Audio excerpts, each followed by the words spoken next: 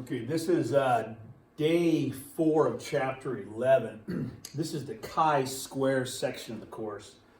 And we're going to be talking about two types of tests that are for categorical data, okay, for different categories, for tables, essentially, okay?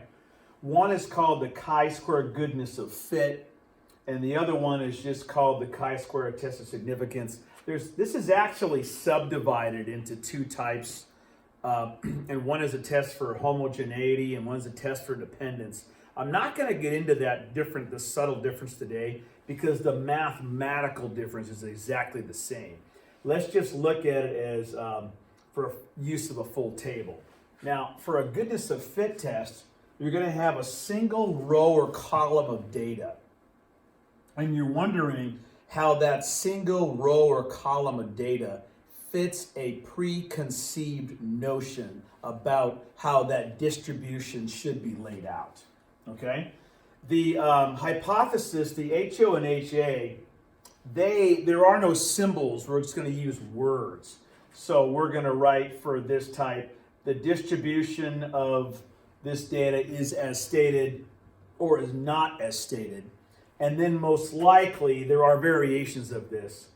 For the chi-square for a table, you're going to write there is no association between the two variables, and HA, there is an association between the two variables, okay? And the reason no association, if there's no association, that means that the distribution is the same for both groups or both variables. And if there is an association, you'll see a difference. That's where those phrases come from, okay? And again, the wording of this is slightly different depending on if you use a test for independence or homogeneity, okay? Expected counts. What you're going to do is take the stated proportion that you have, and I'm going to demo all this. Stated proportion that you have and multiply it by the total count. And then for the full table, you're going to take the total in the row, you're going to multiply it by the total in the column and divide it by the grand total. Again, this will be all demonstrated, okay? Degrees of freedom is the number of cells you have, or categories minus 1, because it's only one direction, one row or one column. Because you have both directions here, you're going to take the rows minus 1 and multiply it by the columns minus 1. And then on this is just for you to write down so you have it later. You need to stop the video, great. I'll be demonstrating how to do all the calculator functions for you for the goodness of fit as well as the one for the full table, okay? So we're gonna go to the first FRQ.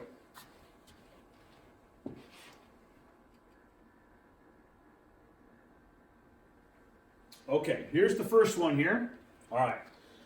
So according to the 2000 census, all of the U.S. residents aged 20 and older, this is in 2000, so a long time ago, 19.1% are in their 20s, 21.5% in their 30s, 21.1% in their 40s, 50s, and then we got 22.8 or 60 or older. Now, the table below, this table shows the age distribution for a sample of U.S. residents 20 and older. Members of the sample were chosen by randomly dialing landline telephone numbers. That's the reason that this was cool data that I found, because in 2000 we're beginning the revolution of the cell phone, and this is randomly done by landline telephones. Do these data provide convincing evidence that the age distribution of people who answer landline telephone surveys is not the same? You got to admit, I'll bet the distribution of landline phones, people answering surveys on them, is really different. I bet you more older people are doing that back in 2000. That's my guess. So we're just seeing if this age distribution is going to be the same as what we would expect if the landline telephone distribution is the same as the actual census. Now, these are the expected counts that I got. 200, around 200 for this category, around 225 for this category, around 221 here, around 162 here, and around 238 there. Let me go to the calculator and show you how I got that. Try to remember, you got to remember these percentages up here. I'm going to be multiplying these percentages by 1048. So let me do that now.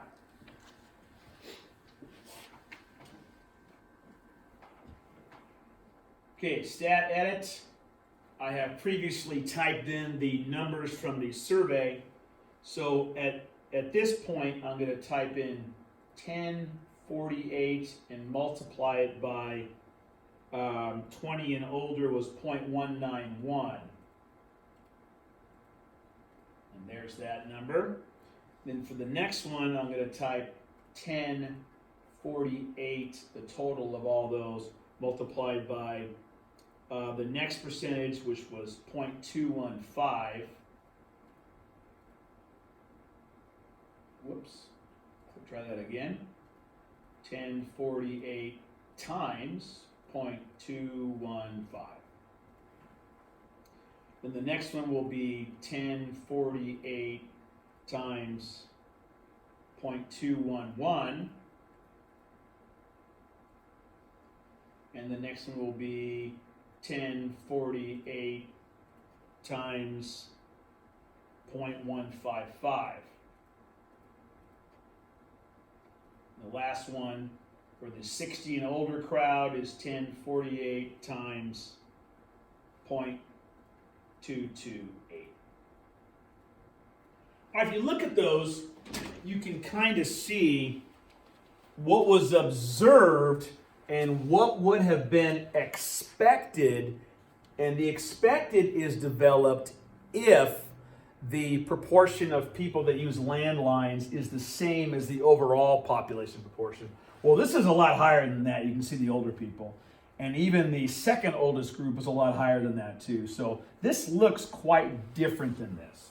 Okay, so let me go back to the notes now. And that's our observed data, and that is our expected data that we've developed. Okay, so let's go ahead and talk about HO and HA, okay? And I'm going to go ahead and slide this up so you can see the whole thing at this point in one swoop. Okay? All right. So HO is going to be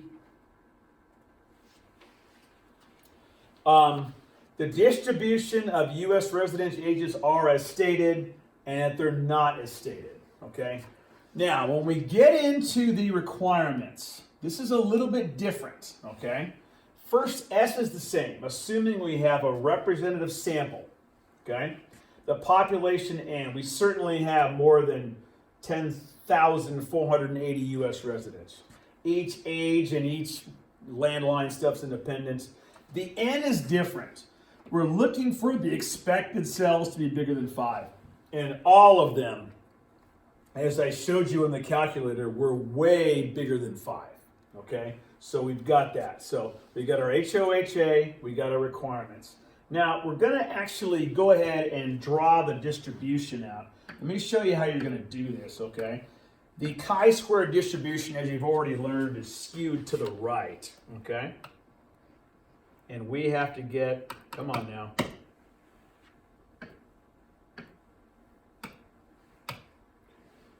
And we have to get it's skewed to the right, and we have to figure out what the chi-square sum is. The statistic is going to be around 48.172. How you get that stat is you're going to do the formula observed minus expected squared divided by expected. Now on the calculator, that's going to be L1 minus L2 squared divided by L2. Now, before you get too worried about this, again, you're very unlikely to do it this way. There's actually a function on the calculator that makes it a lot easier. But we're going to do it the long way so you see the process.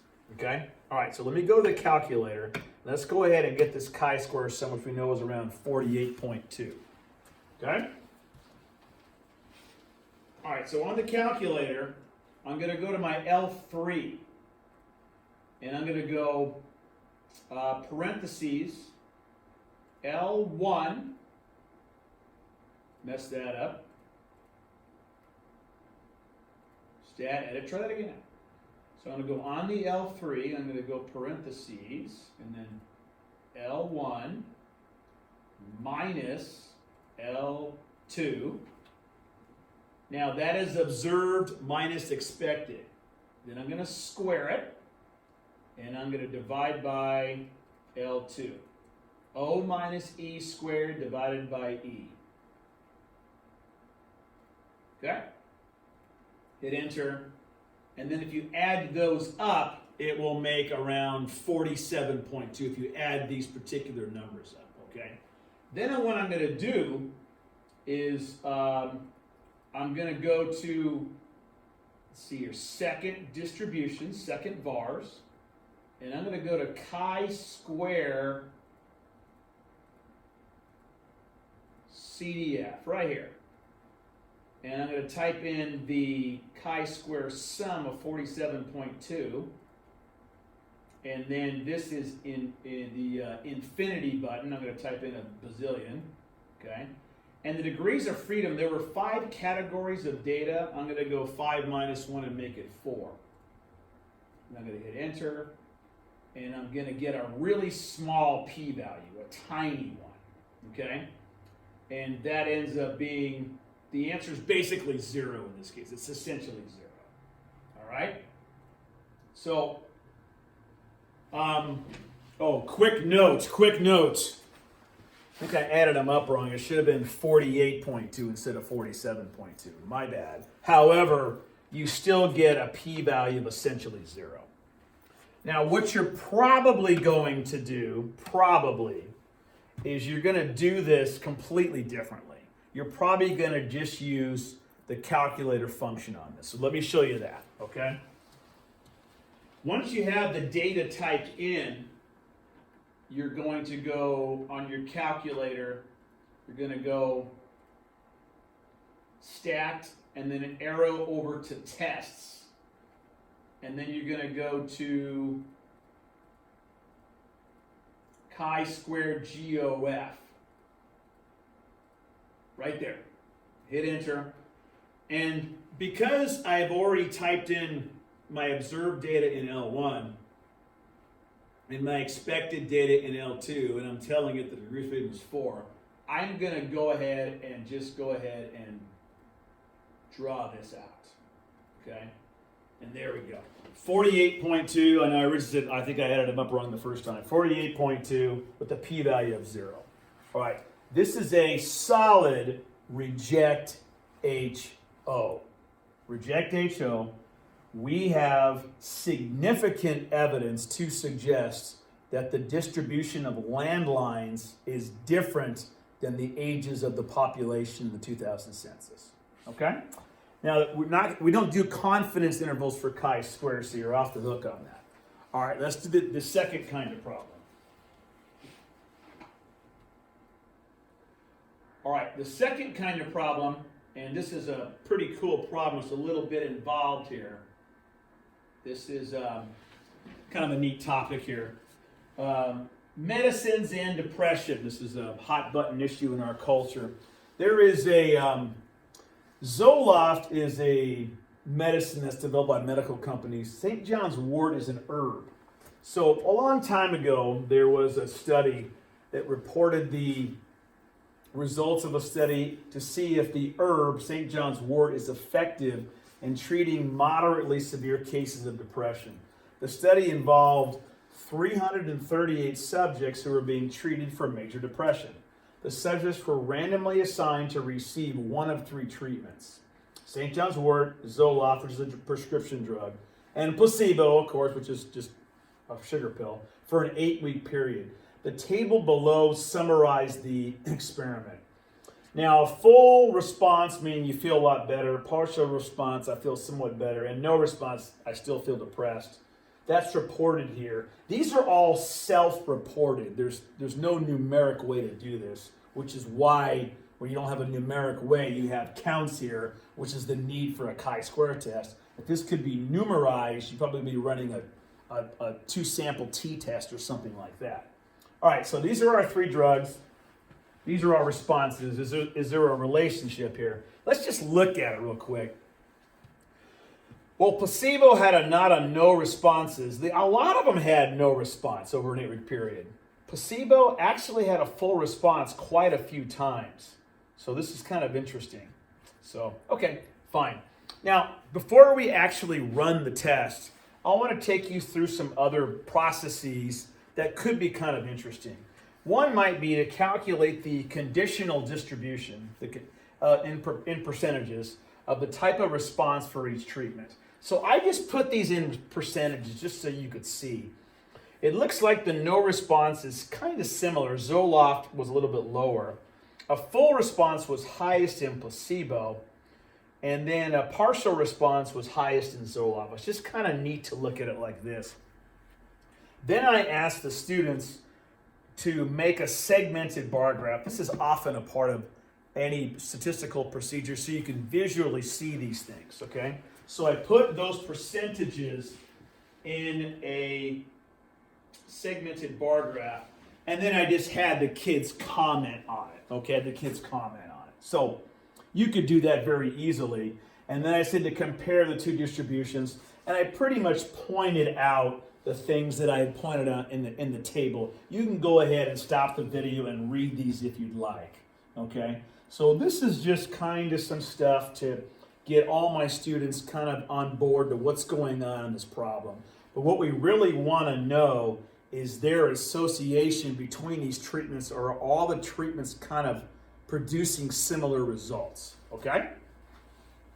So let's go ahead and go on to the test itself. All right, so the first thing is you want to do your HOHA, okay? You want to do your HOHA, okay?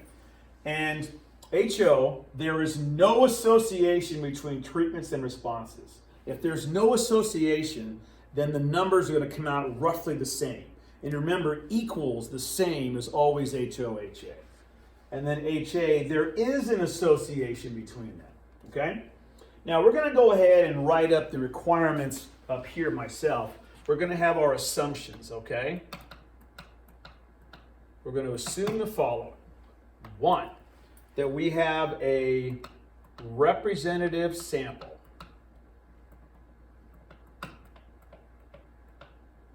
And I'm going to add one thing, and randomization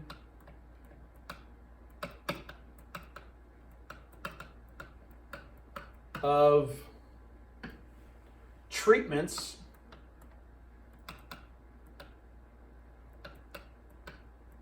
was done properly. That's actually writing quite a bit, okay? The P in spin is that the population, and I forget how many were in the study. Was it 300? Let's see, it was, in the study, there were 338 people in the study. So there's more than 3,380 people or more with depression, okay? Okay? Everybody's depression, all depression is independent.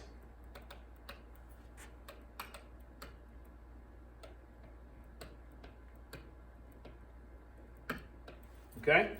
And the last one is the N, the expected values, okay?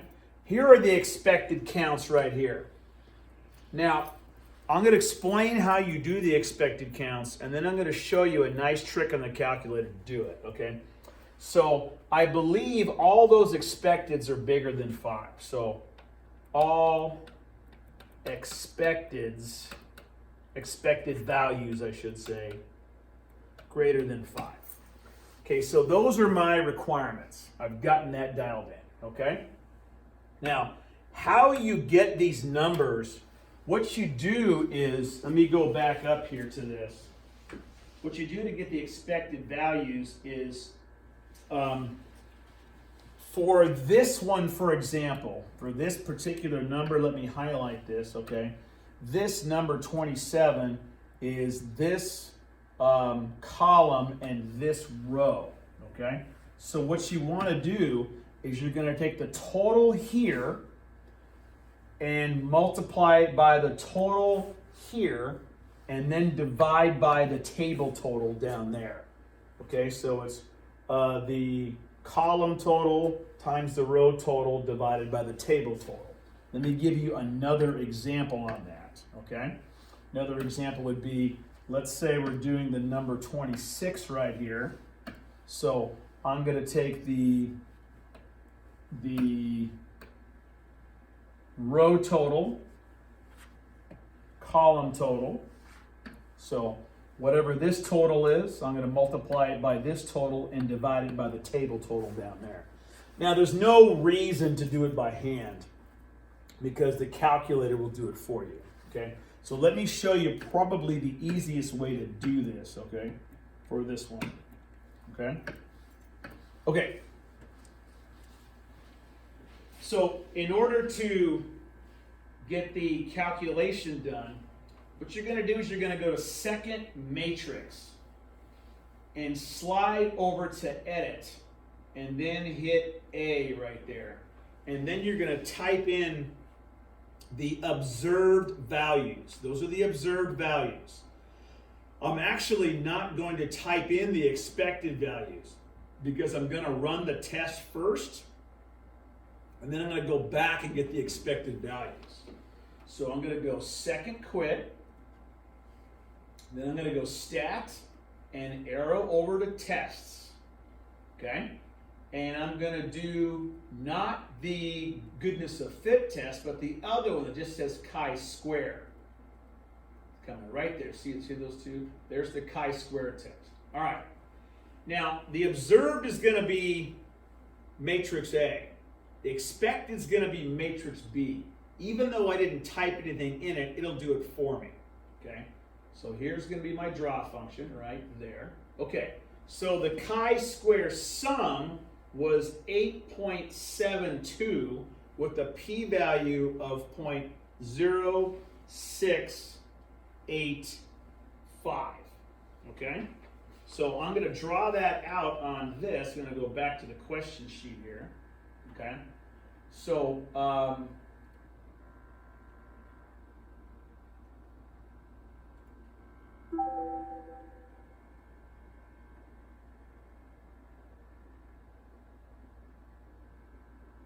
okay, so what I'm going to do is I'm going to draw this out right here, and off of my calculator, I got the chi-square sum, which was chi-squared is 8.719, and then the p-value is 0.0685. All right, and if 0.05 is my rejection number, I would say fail to reject HO at alpha 05 with the p-value of 0.0685. We have insufficient evidence to conclude that there is an association between the treatments and the responses. Okay? Now that I've done that, I'm going to go back to matrix B right now, and I'm going to show you where these appear. Okay? So go back to your calculator. You're going to go second matrix and go over to edit and down to B, and you're going to see that they're there. Okay? All right. So there you go. That is chapter 11, day 4. Good luck.